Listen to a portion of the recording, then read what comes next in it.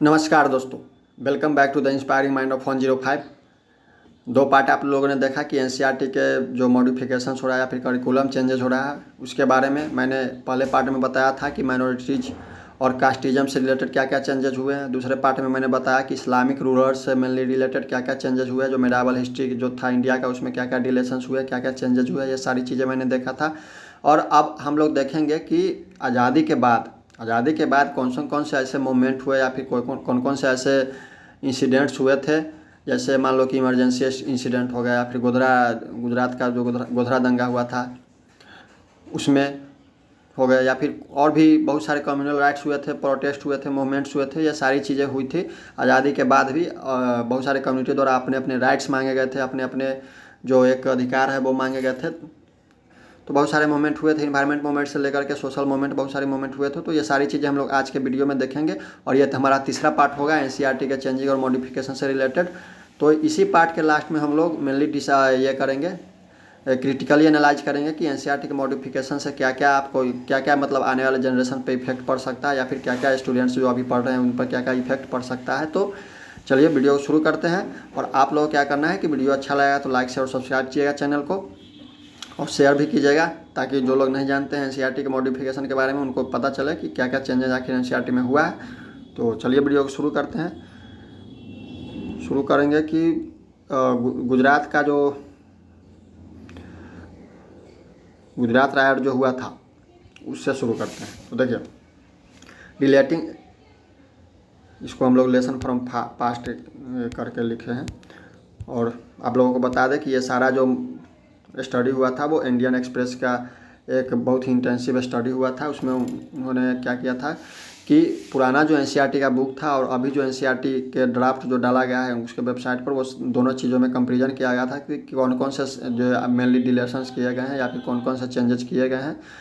तो उसी का ये रेशनलाइजेशन एक्सरसाइज है एनसीईआरटी का, तो उसी का ये पार्ट है। और इसमें हम लोग देखेंगे तीसरा पार्ट, और तीसरा पार्ट में देखेंगे आज़ादी के बाद वाला, ये लास्ट पार्ट होगा। इसके बाद हम लोग एनसीईआरटी के बारे में नहीं देखेंगे। तो डिलेटिंग द रेफरेंसेज और to the two Gujarat riots, dropping passages that dealt with emergency draconian impact on people, institutions, removing chapters on protest and social movements including those spearheaded by the Narmada Bachao Andolan, Dalit Panthers, Bharatiya Kisan Union. These are some of the most sweeping changes in social science school textbooks since NDA government came to power in 2014। देखिए अभी क्या क्या आज़ादी के बाद वाला में change हुआ। गुजरात जो राइट हुआ था उसके बारे में हटा दिया गया, इमरजेंसी का प्रोविजंस था उसके बारे में हटा दिया गया। सोशल मूवमेंट्स जो था, जैसे मान लो कि ब्लैक पैंथर मूवमेंट था, दलित पैंथर मूवमेंट था जो ब्लैक पैंथर मूवमेंट के बेसिस पे बनाया गया था, नर्मदा बचाओ आंदोलन था। तो ये सारी चीज़ें को हटा दिया गया है। तो हम लोग देखेंगे मेनली कि कौन कौन सी चीज़ें हटाया गया है और इससे क्या क्या इफेक्ट होंगे। तो ये एक ओवरव्यू था कि ये चीज़ें हटा दिया गया है। पहले बात करते हैं Gujarat rights. At lays out the chronology of the events, the full of the car sevak set on fire followed by violence against Muslims, and refers to the National Human Rights Commission criticism of the Gujarat government for failing to control the violence. The deleted passage states instances like Gujarat alert us to the dangers involved in using religious sentiments for political purposes. This poses a threat to democratic politics.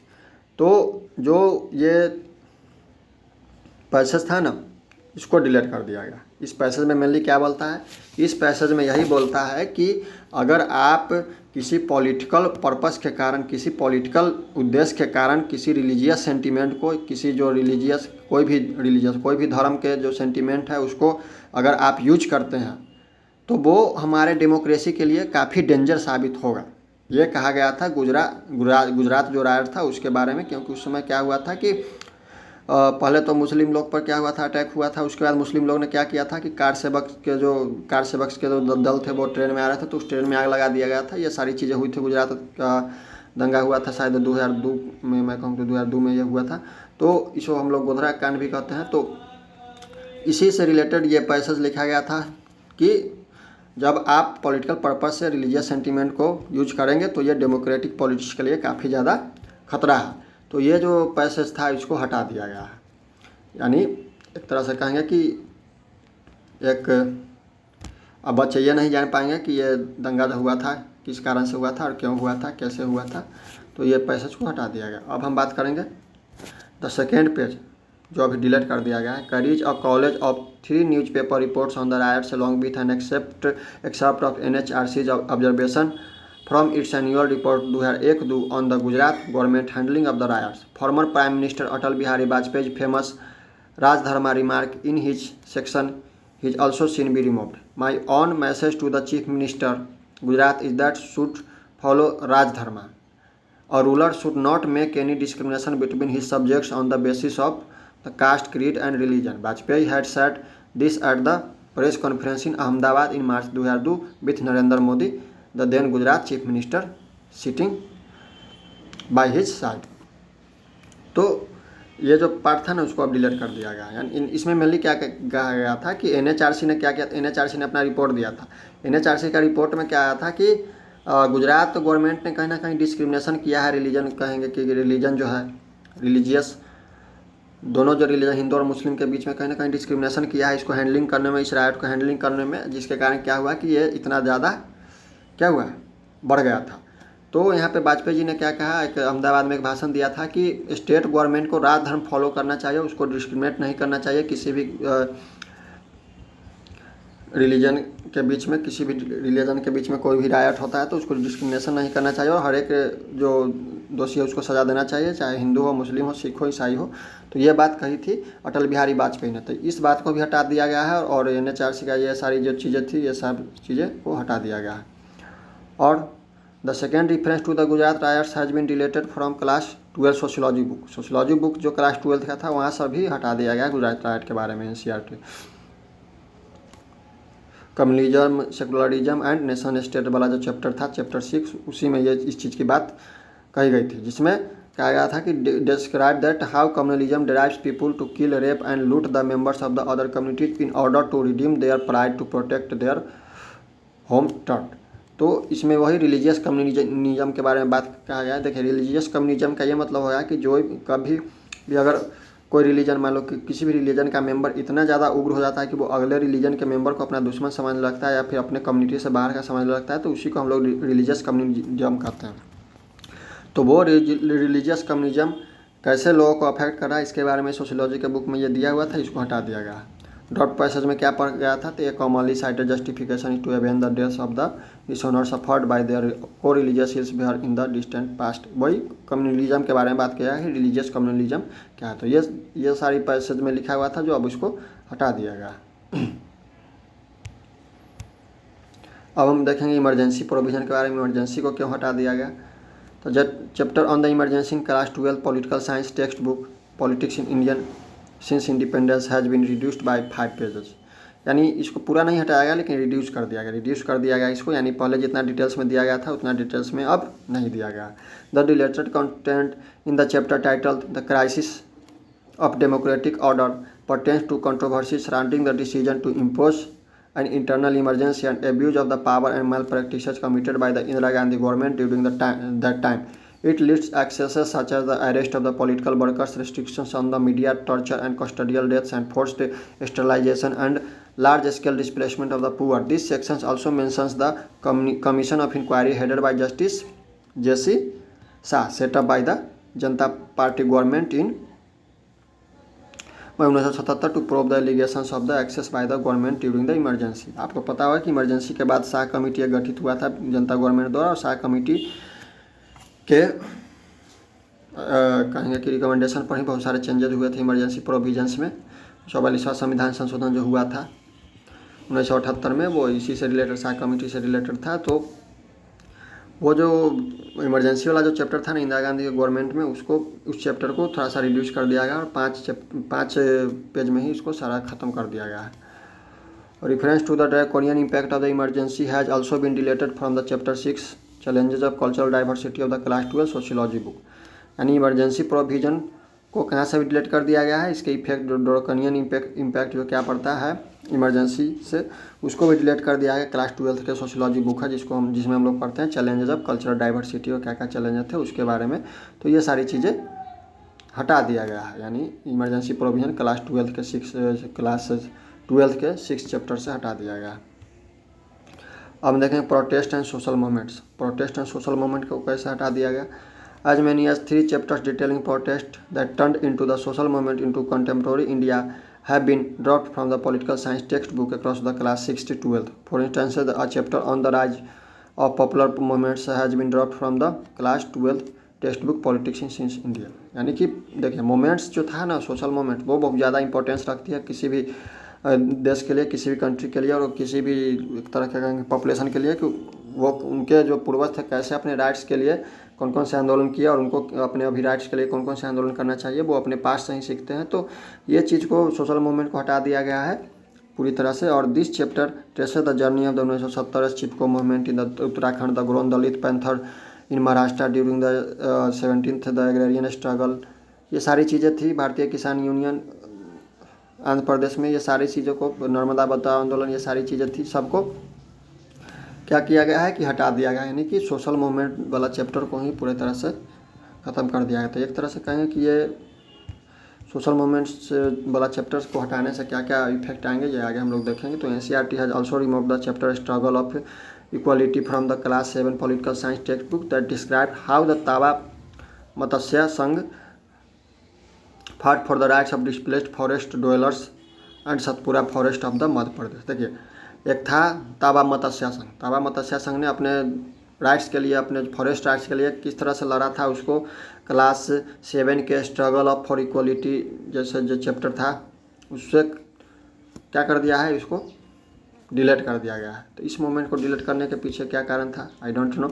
The 3rd chapter on popular struggles has been deleted from the class 10th political science book Democratic Politics 2.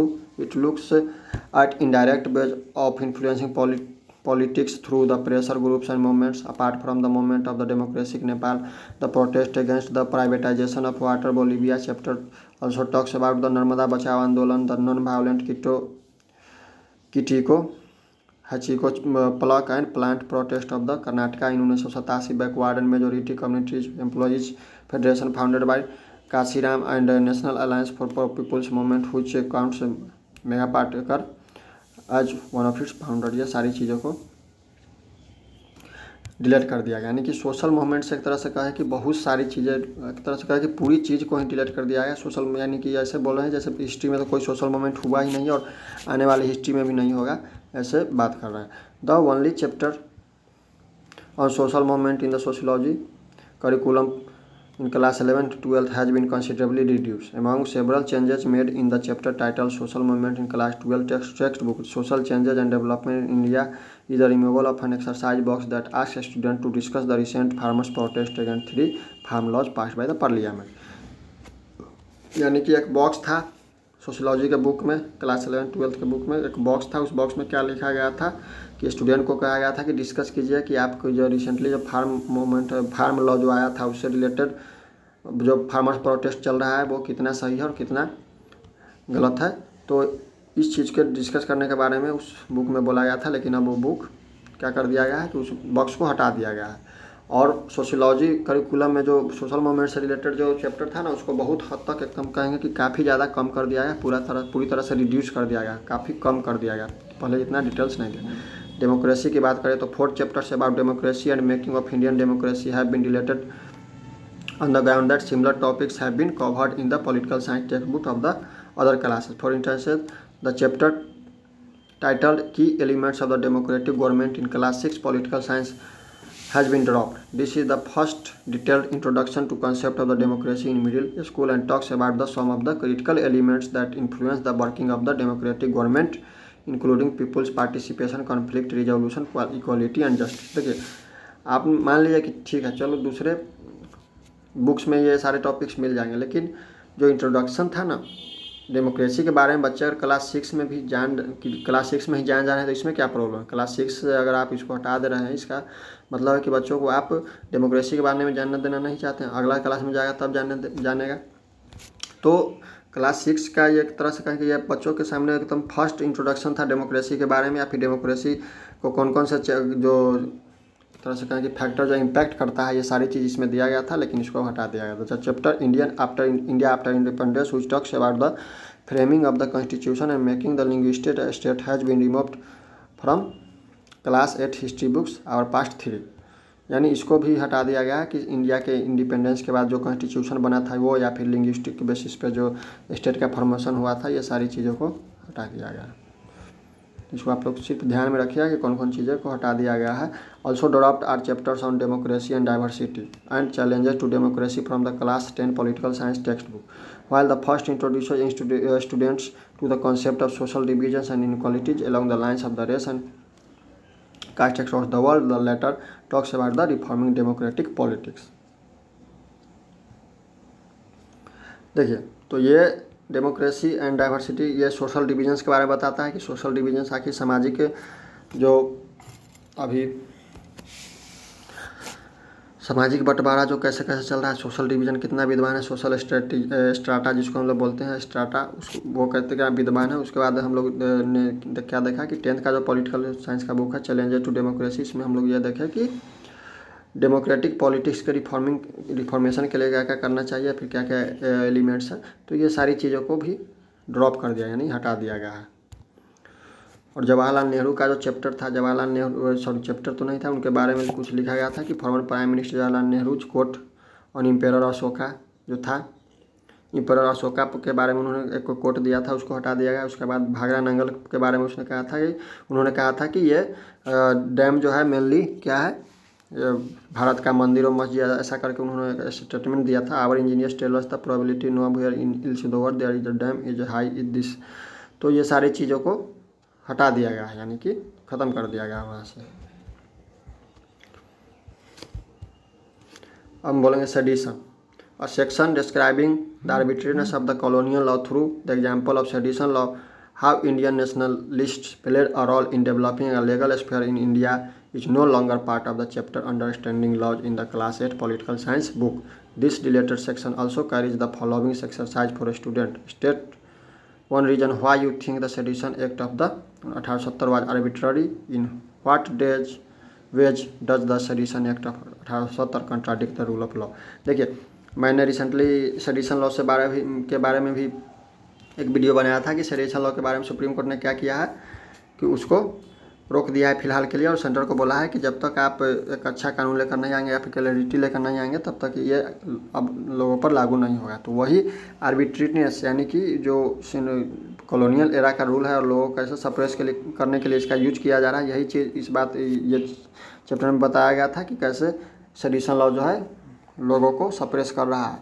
और उसके बारे में question भी था कि एक ऐसा reason बताइए जो जिससे आपको लॉ है कि सेडिशन लॉ जो है आर्बिट्ररी लॉ है, ये नहीं होना चाहिए था।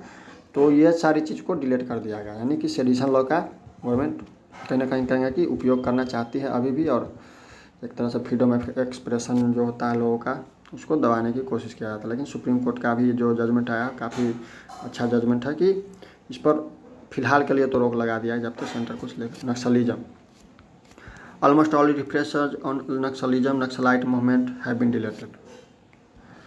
नक्सलिज्म से रिलेटेड या फिर नक्सलाइट मूवमेंट से रिलेटेड पूरा चैप्टर ही डिलीट कर दिया गया है सोशल साइंस के टेक्स्ट बुक से। अब full page on peasant uprising of 1967 along with a box on Naxalite ideologies of Charu Majumdar now stand dropped from the chapter 6 of the title Crisis Democratic out of the class 12 political science textbook Politics in India since Independence। यानी नक्सलिज्म के बारे में अगर बच्चे नहीं जान पाएंगे तो नक्सलिज्म के बारे में अगर नहीं जान पाएंगे तो इसका सोल्यूशन कैसे ढूंढेंगे। जब आप नहीं जानेंगे कि हमारे पास्ट में क्या हुआ था तो इसका सोल्यूशन आप कैसे ढूंढ सकते हैं। तो नक्सलिज्म से चैप्टर हटा दिया गया। The mention of Naxalite movement has been removed from the section on peasant movement in the chapter 8 of the class 12 sociology text book social change and development in India. तो Naxalism से पूरा chapter हटा दिया है। From a national co convener of Swadeshi Jagran Manch to the chief of the Vidya Bharati 24 members with RSS link some of the serving function is figure. देखिए, इसमें यही बात बोल रहा है कि ये जो रेशनलाइजेशन एक्सरसाइज है ना, इसके जो मेंबर है, जो NCF के मेंबर है, NCF के मेंबर में एटलीस्ट 24 मेंबर का लिंक कहीं ना कहीं से RSS से है, राष्ट्रीय स्वयंसेवक संघ से। ये इंडियन एक्सप्रेस का एक रिपोर्ट आया था, उसमें उन्होंने बताया कि ऐसा ऐसा है। तो एक तरह से कहेंगे कि कहीं ना कहीं ट्रांसपेरेंसी नहीं है या फिर ऑब्जेक्टिविटी नहीं है इसके रेशनलाइजेशन एक्सरसाइज में, और कहीं ना कहीं किसी चीज़ से ये मोटिवेटेड है, भले वो रिलीजन से मोटिवेटेड हो, पॉलिटिकली मोटिवेटेड है या फिर कुछ भी मोटिवेटेड हो, लेकिन एक ट्रांसपेरेंट नहीं है। कंसर्न्स क्या क्या। अब हम देखेंगे कि पूरा जो रिवीजन हो, तीनों पार्ट को मिला करके जो रिवीजन हुआ इसके क्या क्या कंसर्न्स हैं। तो सबसे पहले देखेंगे कि revisions will impact the how student learn about the inequities of the caste system and the impact of the social and protest movement such as the Narmada Bachao Andolan. आपको कैसे आप स्टूडेंट को सिखा पाएंगे कि कास्ट में इनइक्वलिटीज नहीं थी? क्या अभी सोसाइटी में इनइक्वलिटी नहीं है। तो बच्चे तो ये ज़रूर सोचेंगे कि आज अगर इनइक्वलिटी है तो इसका जड़ कहाँ है। लेकिन आपने क्या किया कि पास्ट से उस चीज़ को हटा दिया गया है, उसको इस हिस्ट्री बुक से उसको हटा दिया है। तो बच्चे कैसे जान पाएंगे कि इनइक्वलिटी कहाँ से शुरू हुआ? तो बच्चे तो क्वेश्चन कल भी उठाएंगे, आज भी उठा रहे थे, कल भी उठाएंगे। तो ये सारी चीज़ है कि सोशल मूवमेंट के बारे में भी हटा दिया गया। The purpose deletions and modifications appear to have a common theme. They seem motivated by the urge to protect the authority of the state from questions, arguments and criticism and to protect and promote the notion of the cohesive Hindu society. देखिए यहाँ से पहली बात तो ये हो गई। दूसरी बात तो ये है कि कहीं ना कहीं आप इमरजेंसी चैप्टर को हटा दिए, सोशल मूवमेंट चैप्टर को हटा दिए, नक्सलिज्म चैप्टर को हटा दिए, ये सारी चीज़ें। तो नक्सलिज्म में एक तो रीज़न ज़रूर बताया जाता है कि क्यों नक्सलिज्म शुरू होता है। उसका एक रीज़न तो ज़रूर आता है कि गवर्नमेंट ने कहीं ना कहीं उसको इग्नोर किया था, चाहे वो कोई भी गवर्नमेंट हो। मैं किसी भी पार्टी के बारे में बात नहीं कर रहा, मैं इंडियन गवर्नमेंट के बारे में बात कर रहा हूँ, चाहे कोई भी गवर्नमेंट हो।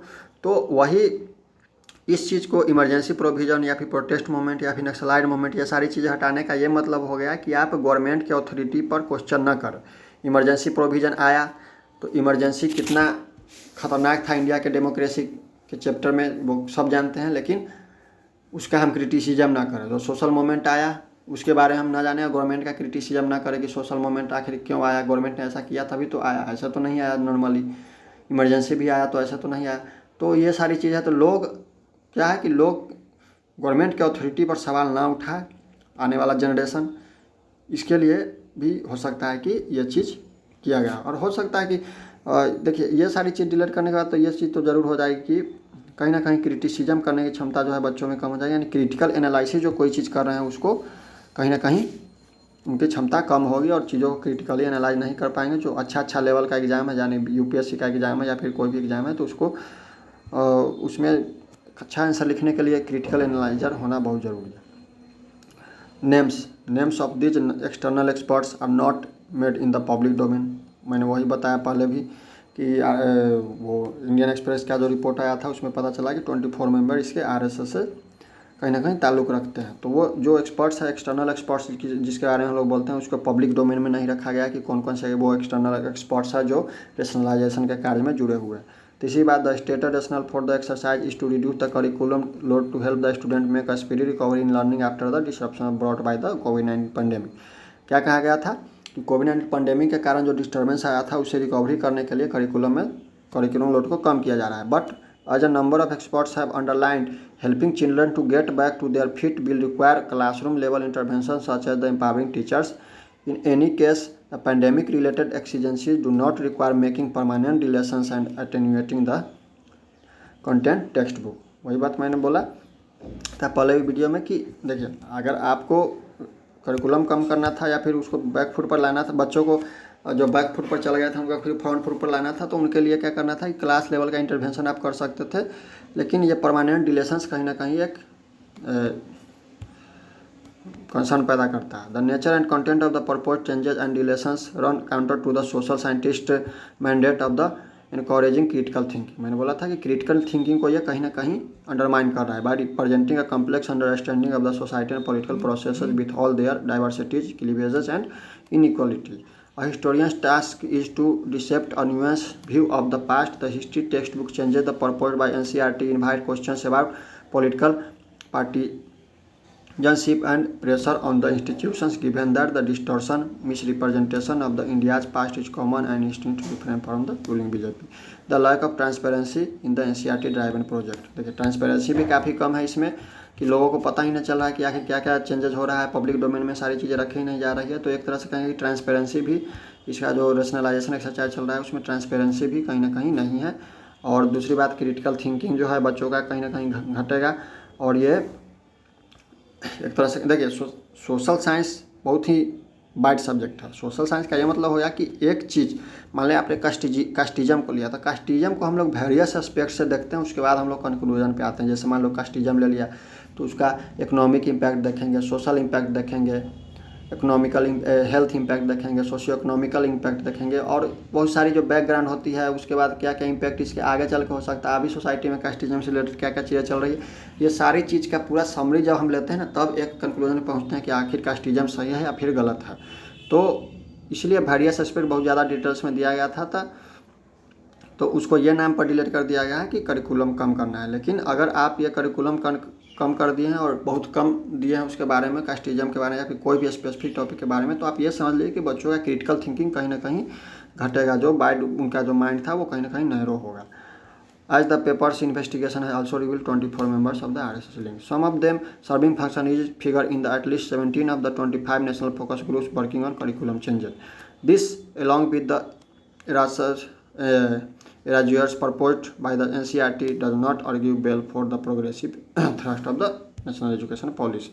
देखिए ये सारा एक तरह से कहेंगे कि जो हम 21st सेंचुरी में मोदी गवर्नमेंट ने, इंडियन गवर्नमेंट ने बात किया था किस चीज़ का, new education policy, national education policy जो 2020 आया उसमें कि हम 21st सेंचुरी के अनुसार जो है उसके अनुसार हम लोग बच्चों का स्किल डेवलपमेंट करवाएंगे। लेकिन आपने क्या किया है, करिकुलम को पूरी तरह से घटा दिया है और कहीं ना कहीं एक कहेंगे कि, और ये बात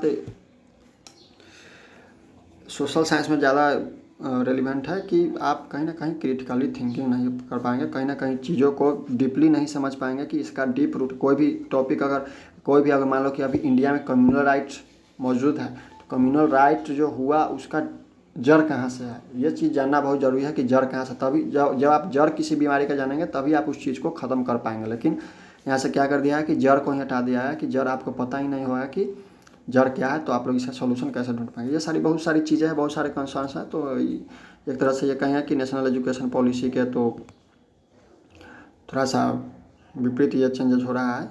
तो यही थी पूरी रैशनलाइजेशन एक्सरसाइज के बारे में मैंने आप लोगों को बता दिया और क्या क्या इसके कंसर्न्स है इसके बारे में भी बता दिया। तो आप लोग देखिएगा वीडियो अच्छा लगेगा तो लाइक और सब्सक्राइब कीजिएगा, चैनल को शेयर भी कीजिएगा, क्योंकि बच्चे जाने कि एनसीईआरटी में आखिर क्या क्या चेंजेस हो रहा है। आप जो अभी तक एनसीईआरटी पढ़ रहे थे उस अब अगला एनसीईआरटी में क्या क्या चेंजेस हो, यानी अब ओल्ड एनसीईआरटी अब नहीं पढ़ पाएंगे। अगर आपको पढ़ना है तो ओल्ड एनसीईआरटी है तो आप पढ़ सकते हैं, लेकिन आप कंपेरिजन जब करिएगा ओल्ड एनसीईआरटी और न्यू एनसीईआरटी में तो पता चलेगा कि बहुत कम चीज़ें दिया गया है नया वाला एनसीईआरटी में। चलिए, थैंक यू सो मच।